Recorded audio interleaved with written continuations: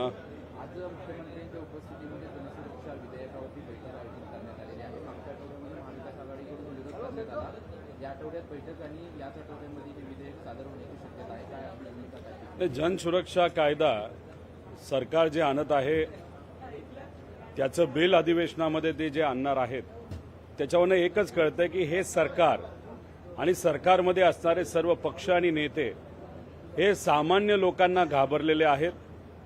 त्याच्याचबरोबर जे विरोधक त्यांचे जे खऱ्या गोष्टी आहेत नाही ज्या पद्धतीने सरकार कमी पडत आहेत ते आंदोलनाच्या माध्यमातून लोकांसमोर आणण्याचा प्रामाणिकपणे प्रयत्न करतात.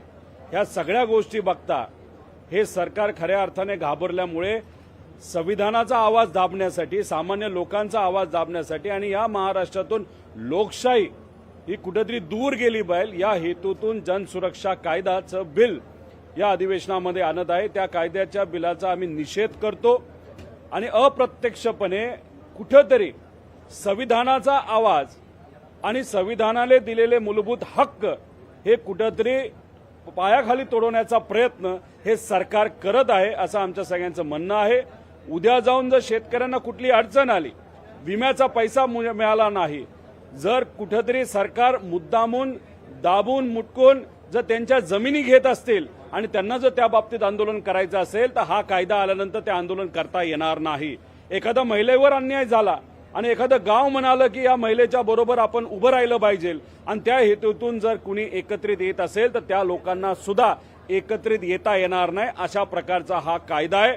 जनसुरक्षा कायदा म्हणजे खऱ्या अर्थाने संविधानाचा आवाज दाबण्याचा प्रत्यक्ष अप्रत्यक्ष प्रयत्न आहे असं आमच्या सगळ्यांचं मत आहे. अधिवेशनाचा दुसरा आठवडा आजपासून सुरू होतोय. मागच्या आठवड्यामध्ये नाना पटोलेंची शेतकऱ्यांच्या प्रश्नावरती निलंबनाची कारवाई झाली. या आठवड्यामध्ये आजच्या दिवशी देखील शेतकऱ्यांच्या प्रश्नांवरती चर्चा होणार आहे. काय भूमिका महाविकास? नाही, या चर्चेमध्ये आम्ही आक्रमक पद्धतीने शेतकऱ्यांची व शेतकऱ्याच्या परिवाराची भूमिका मांडणार आहोत. जर या सरकारने आमच्या आणि शेतकऱ्याच्या मागण्या मान्य केल्या नाहीत तर आम्ही रस्त्यावर उतरू. नाहीतर जे काय आमच्याकडे ताकद एक आमदार म्हणून त्या ठिकाणी दिलेली आहे आणि सेशनमध्ये जी ताकद वापरण्याचा प्रयत्न आम्ही सर्वजण एकत्रित करू असा विश्वास या ठिकाणी आम्हा सगळ्यांना वाटतो.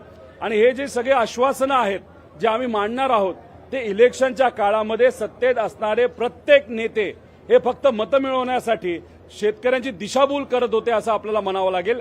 त्यावेळेस जे जे मुद्दे मांडले ते आता तुम्ही सत्ता आल्यानंतर एवढ्या मोठ्या प्रमाणात तुमचे आमदार निवडून आल्यानंतर आता त्या सगळे शब्द तुम्ही जे शेतकरी कष्टकऱ्याला दिलेत ते तुम्हाला मान्य करावेच लागतील अशी भूमिका आम्ही सर्वजण घेणार आहोत.